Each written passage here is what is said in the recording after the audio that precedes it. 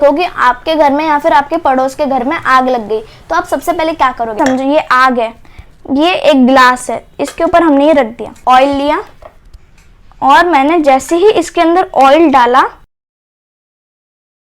Welcome back to my channel विलीज fun school. तो आज हम लोग सीखने वाले हैं कंबक्शन एंड फ्लेम। तो चलिए शुरू करते हैं। अभी हम क्वेश्चंस के बारे में पढ़ते हैं कि क्वेश्चंस क्या क्या हो सकते हैं। देखो, क्या सन में भी कंबक्शन होता है? जंगल में फायर कैसे लगती है? मैचस्टिक्स का जन्म कैसे हुआ? सोनार के पास जो सोना पिघलाने के लिए एक पाइप क्यों रहता है? एसिड रेन मतलब क्या? ग्लोबल वार्मिंग कैसे बढ़ रही है? इस सब का आंसर हम इस वीडियो में देंगे। वीडियो थोड़ी लंबी होगी पर मजेदार भी होगी। अभी हम देखते हैं what is combustion. Combustion is a chemical process in which substances react with oxygen to give off heat is called combustion. ठीक है, और जो सब्सटेंस ऑक्सीजन के साथ रिएक्ट करते हैं उनको बोलते हैं कंबस्टिबल सब्सटेंसेस या फिर फ्यूल। तो the process of burning is called combustion. हमारी बॉडी में भी कंबक्शन होता है, आपको पता है? जब हमारा फूड जब ब्रेक डाउन होता है ना, तो एक रिएक्शन होता है विथ ऑक्सीजन, उसके वजह से हीट प्रोड्यूस होती है। ये एग्जांपल है कंबक्शन का। आपको पता होगा सन जो है अपनी हीट और लाइट प्रोड्यूस करता है, पर वो कैसे प्रोड्यूस करता है? विथ न्यूक्लियर रिएक्शंस की वजह से वो अपनी हीट और लाइट को प्रोड्यूस करता है। मैं अभी आपको कुछ कंबस्टिबल सब्सटेंसेस के बारे में बताता हूँ। Coal, wood log, LPG, kerosene, petrol, diesel, CNG. क्या आपको पता है कि समर सीजन में ज्यादातर जंगलों में आग क्यों लगती है? क्योंकि जो रेनी सीजन में बारिश के चलते जो घास उगती है वो समर सीजन में ड्राई हो जाती है। और आपको पता ही है कि जो सूरज है वो हीट प्रोड्यूस करता है, और हीट के वजह से जो ग्रास रहती है वो हीट को कैच कर लेती है और फिर फायर लग जाती है ग्रास में। फिर ग्रास से पेड़ों में और पेड़ों से पूरे जंगल में आग लग जाती है। तो ऐसे ही कुछ ऑस्ट्रेलिया में हुआ था। एक बहुत बड़ी फायर लगी थी जिसका नाम था ऑस्ट्रेलियन बुश फायर, जहाँ जो 2020 की बात है। और कैलिफोर्निया में द ऑगस्ट कॉम्प्लेक्स फायर नाम की एक फायर लगी थी जिसमें 1 मिलियन एकड़ तक की जमीन जो है वो पूरी तरीके से धूल में तो नहीं पर पूरी जल गई थी।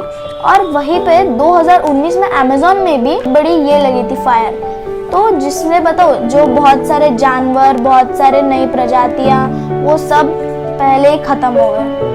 और आपको पता है कि जो लोएस्ट टेम्परेचर में बर्न होने वाली चीज रहते हैं उस टेम्परेचर को क्या बोलते हैं? उस टेम्परेचर को बोलते हैं इग्निशियन टेम्परेचर। अभी मैं आपको एक वेल नोन पर्सनैलिटी से मिलाता हूँ जो सबके घर में अवेलेबल होती है, जिससे हम चीज़ों को जला सकते हैं। आपने एकदम सही गेस किया, वो है माचिस।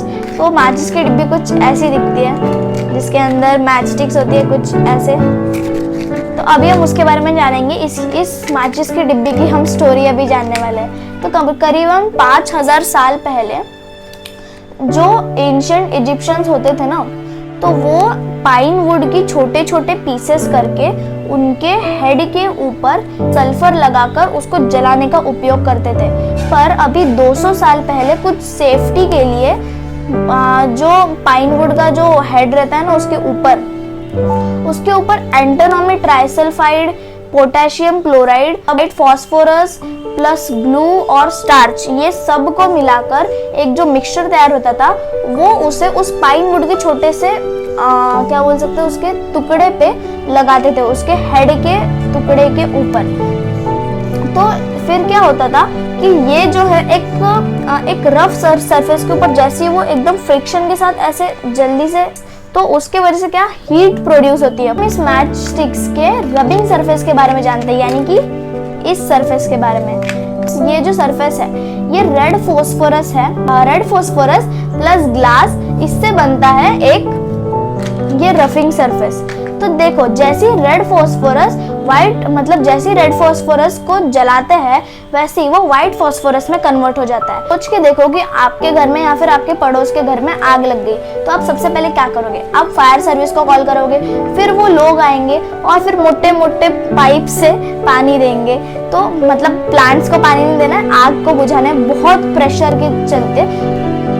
तो देखो जैसे ही हम उसके आग के ऊपर वेरी हाई प्रेशर से डालते हैं तो फिर आग बुझ जाती है, बुझ तो नहीं जाती पर उसको ऑक्सीजन लेवल थोड़ा कम मिलता है, जिसकी वजह से वाटर वेपर ऊपर आने लगते हैं। फिर क्या होता है, जब वाटर वेपर्स ऊपर आते हैं तो उसके ऊपर ऑक्सीजन रहता है यानी कि एयर।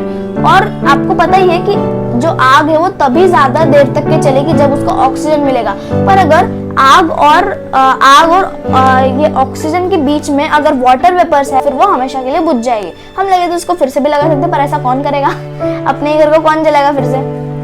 पर ऐसा ही सेम टू सेम हर जगह पे नहीं होता है, क्योंकि जो इलेक्ट्रिकल इक्विपमेंट रहते हैं ना, उनके ऊपर अगर आग लग गई और हमने उसके ऊपर पानी डाला तो आपको शॉक भी लग सकता है इसके चलते।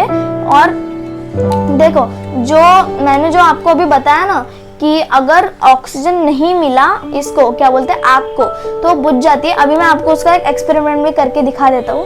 तो है, हम इसके ऊपर आग लगाएंगे।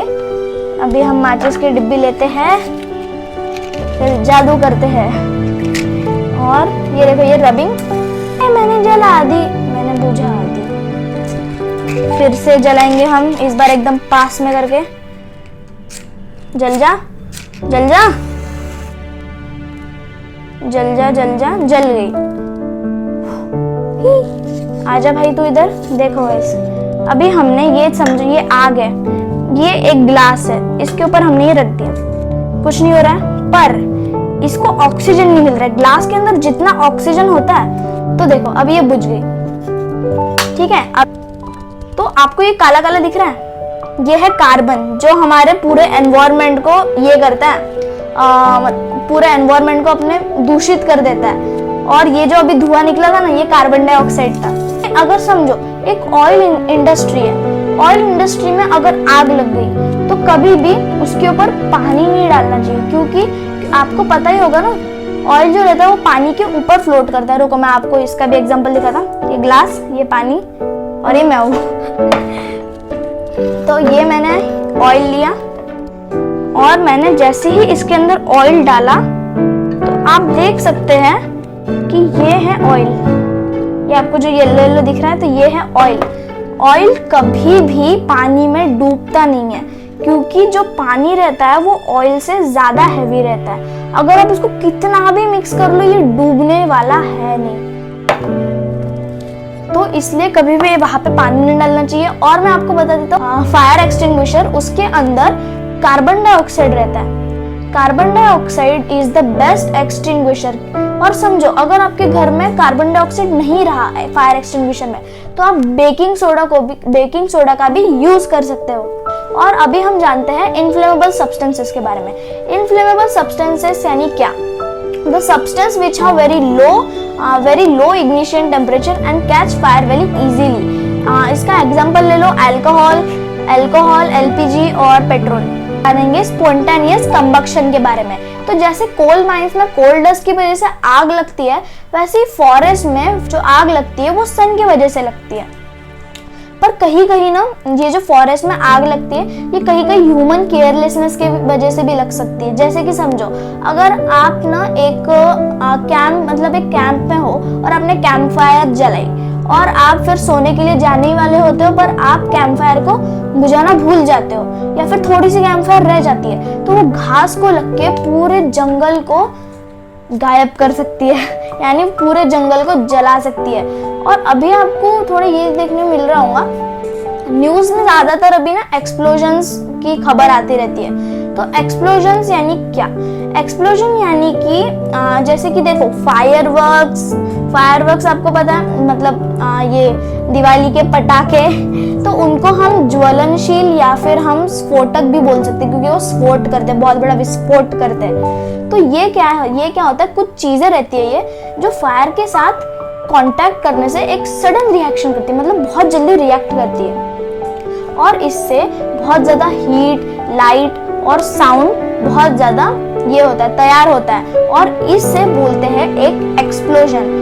एग्जाम्पल ले लो, अभी दिवाली आ रही है, तो दिवाली में ज्यादा से ज्यादा एक्सप्लोजन्स ना करें, फुलझड़ियाँ और कुछ इनमें पटाखों में ही खुश रहें, क्योंकि ज्यादा अगर हमने मांगा तो फिर हमारा जो इन्वायरमेंट है वो भी खराब हो सकता है। हम जानते हैं फ्लेम यानी ज्योति।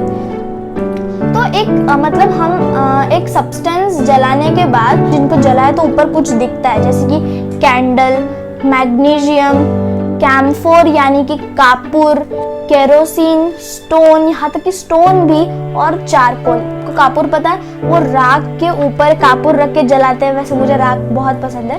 तो आपने कभी नोटिस किया होगा कि जब हम सोनार के पास जाते हैं तो सोनार के पास सोना पिघलाने के लिए एक मेटालिक ब्लो पाइप रहता है, उसे मेटालिक ब्लो पाइप कहते हैं। तो वो क्यों रहता है? देखो, फ्लेम के रहते हैं 3 पार्ट्स, सबसे हॉटेस्ट पार्ट, मिडरेट पार्ट और सबसे मतलब लोएस्ट पार्ट। तो सबसे ऊपर का पार्ट जो रहता है वो ब्लू कलर का दिखता है। आपको स्क्रीन में दिख रहा होगा। इस फ्लेम को देखो, इस फ्लेम में क्या दिख रहा है कि ऊपर का जो पार्ट है वो ब्लू है, बीच का जो पार्ट है वो येलो है, और अंदर का जो पार्ट है ना ब्लैक है। तो ऊपर वाला पार्ट सबसे ये रहेगा हॉट। और सोनार क्या करता है कि ऊपर की जो फ्लेम रहती है वो ज्यादा हॉट होती है और वो ज्यादा एफिशिएंस रहती है, जिसकी वजह से वो ऊपर की फ्लेम को बस थोड़ा सा फूक करके सोने को पिघला देता है। अभी हम जानते हैं कुछ फ्यूल्स जो हमें कैसे चाहिए। तो सोर्स ऑफ हीट एनर्जी होते हैं ना, उन्हें फ्यूल्स बोलते हैं।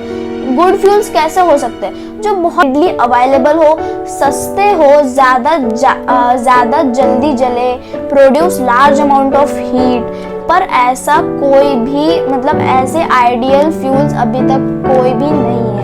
अभी हम फ्यूल एफिशिएंसी के बारे में बात कर ही रहे, तो अभी उसके बारे में बात कर ही लेते हैं। तो amount of heat energy produced on complete combustion of 1 kg of fuel is called calorific value. ठीक है, उसे हम किलो जूल भी बोल सकते हैं। यानी कि किलो जूल को हम कैसे लिख सकते हैं कि केजे। कुछ फ्यूल्स के अलग अलग वैल्यू भी होती है, जैसे कि ड्राई काउ डंग की 6000 से 8000 किलो जूल, और सबसे ज्यादा हाइड्रोजन जिसकी 1,50,000 kilo joule KJ, petrol, diesel, kerosene जिनके 45,000 केजे, और मीथेन, सीएनजी और एलपीजी जो क्या है, जो गैस है, मतलब लिक्विफाइड पेट्रोलियम गैस तो लिक्विड है, पर जो वो है 50,000 केजे। फिर अलग अलग देशों में वुड और फ्यूल्स यूज होते हैं ना, और पर अभी एलपीजी गैस और इलेक्ट्रिक का उपयोग होने लगा है। क्यों? क्योंकि एनवायरनमेंट जो है वो उससे दूषित हो रहा है। आपको पता होगा कि क्योंकि देखो, गांव जो है वो ज्यादातर जंगलों के पास रहता है, तो वो वहां से पेड़ों को काट के वुड ले आते हैं, पर जो अच्छे पेड़ रहते हैं वो उनको भी काट देते हैं जो हमारे लिए यूजफुल रह सकते हैं। तो उनसे क्या होता है, जब हम उस फ्यूल को जलाते हैं तो वो रेस्पिरेटरी प्रॉब्लम्स ला सकता है, जैसे कि एस्थमा।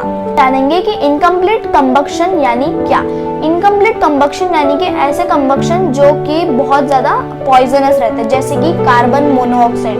अगर आप ऐसे कार्बन मोनोऑक्साइड के धुएं में या फिर उसके घेरे में सो जाते हो तो आप जिंदगी भर के लिए सो जाओगे मतलब आप मर जाओगे। ये बहुत ज्यादा पॉइजनस गैस होती है। बाद में carbon dioxide. Carbon dioxide is the most of the fuel जलने से जो निकलता है वो बहुत ज्यादा जो है वो कार्बन डाइऑक्साइड ही निकलता है। फिर उसके वजह से एनवायरनमेंट में कार्बन डाइऑक्साइड का जो प्रमाण होता है वो धीरे धीरे बढ़ रहा है, और इसके वजह से ग्लोबल वार्मिंग हो रही है। बाद में कोल और डीजल, ये जलाने पर सल्फर डाइऑक्साइड मिलता है, और सल्फर डाइऑक्साइड और मतलब oxide of sulphur and nitrogen से वो जो है वो रेन वाटर यानी कि ऊपर के बादलों में डिसॉल्व हो रहे हैं, और वो डिसॉल्व होने के वजह से वो एसिड फॉर्म कर रहे हैं, और वो जो एसिड है वो जिस रेन में है उस रेन को बोलते हैं हम एसिड रेन, जो कि क्रॉप्स, सॉइल्स के लिए बहुत ज्यादा हानिकारक है।